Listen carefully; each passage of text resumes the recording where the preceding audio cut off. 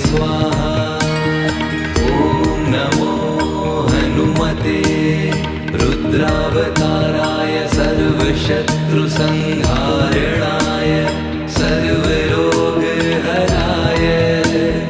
सर्ववशीकरणाय रामदूताय स्वाहा।